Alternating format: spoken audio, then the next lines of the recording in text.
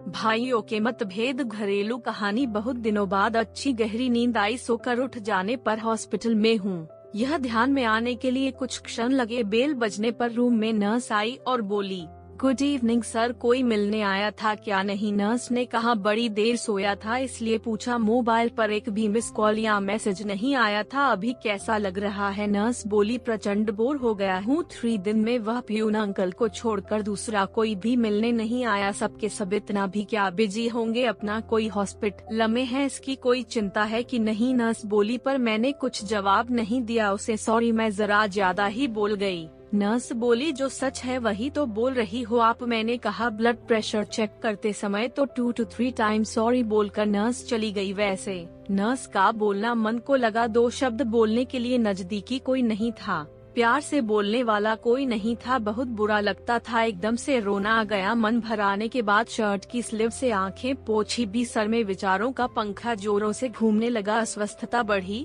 आज मुझे किसी चीज की कमी नहीं थी। बड़ा बंगला, फार्म हाउस, 3 गाड़ियाँ, बहुत सारा बैंक बैलेंस, सोशल स्टेटस सब है, तब भी मन शांत नहीं। किसी की तो कमी हो रही थी। हर कोई स्वार्थी होता है।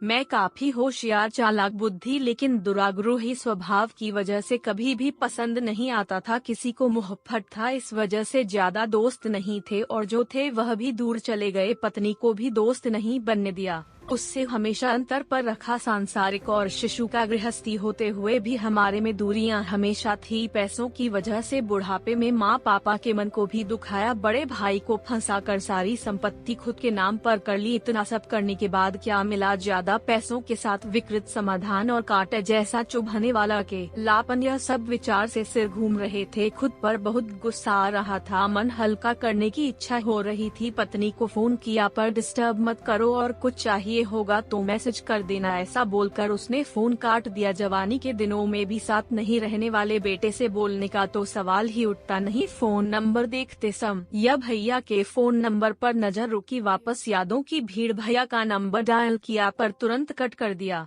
वजह हमारे बीच का न बोलना। 3 साल पहले हमारा बहुत बड़ा झगड़ा हो गया था। उसके बाद बड़प्पन दिखाकर भैया ने सब कुछ भूलना चाहा, पर मेरा ईगो बीच में आ गया। इसलिए अब मुंह खोलने की हिम्मत नहीं हो रही थी। तब भी बोलने का मन हो रहा था।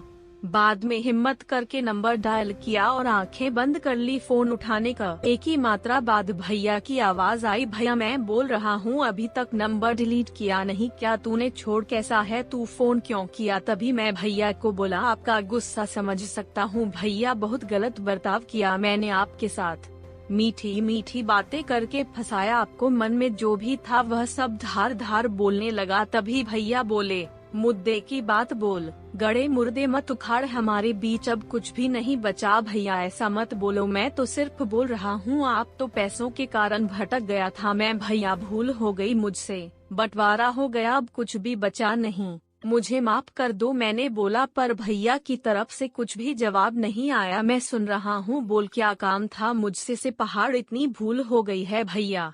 तुझे कहा ना मुद्दे का बोल, जो हुआ वह सब भूल जाओ। भैया ठीक है, भैया बेमन से बोले, पर मैं बहुत ज्यादा भावुक हो गया। तभी भैया बोले, तुम्हारा हो गया होगा तो फोन रखत आकार हूँ, आज तो स्पष्ट रूप से बोल क्या हुआ? तभी मैं बोला, हॉस्पिटल में अकेला पड़ा हूँ। भैया क्यों, क्या हुआ? भैया का आवाज एकदम से आया, बीपी बढ़ गई है, चक्कर आ रहे थे इसलिए भर्ती हुआ हूँ, डॉक्टर ने आराम करने के लिए कहा है। तभी भैया ने पूछा, साथ में कोई है क्या तुम्हारे? कोई भी नहीं है। दिन में 2-3 बार पत्नी और बच्चे वीडियो कॉल करके अपना कर्तव्य निभा रहे हैं। जो बोया वहीं पा रहा हूँ। मैंने उनके साथ भी ऐसा ही किया था। कभी भी प्यार के 2 शब्द बोले नहीं, सिर्फ व्यवहार देखा। स्वार्थ के लिए रिश्तों को इस्तेमाल किया और तोड़े भी। अकेलेपन से आंखें खुल गई। मन भर आने से फोन कट कर दिया और अंधेरा करके बिस्तर पर पड़ा रहा। कुछ देर बाद नर्स आई। लाइट लगाकर हाथ में कागज में कुछ रखा था, वह नर्स ने मुझे दिया। उसमें से मस्त खुशबू आ रही थी। जल्दी जल्दी उसे खोला तो उसमें भुनी हुई मूंगफली थी। वह देखकर बहुत खुशी हुई। जरूर भैया आए होंगे, कहाँ है भैया? मैं यही हूँ कहकर भैया सामने आए। हम सगे भाई 3 साल बाद एक दूसरे से मिल रहे थे। दोनों के ही मन की विचित्र अवस्था हो गई थी। दोनों एक दूसरे की ओर एकपट देखे जा रहे थे। अपने आप मेरे हाथ उनके सामने जुड़ने लगे। गुस्सा साइड रखकर तुरंत मिलने के लिए आए। भैया क्या करूं, तुम्हारा फोन आने के बाद रहा नहीं गया मुझसे, उन्होंने कहा।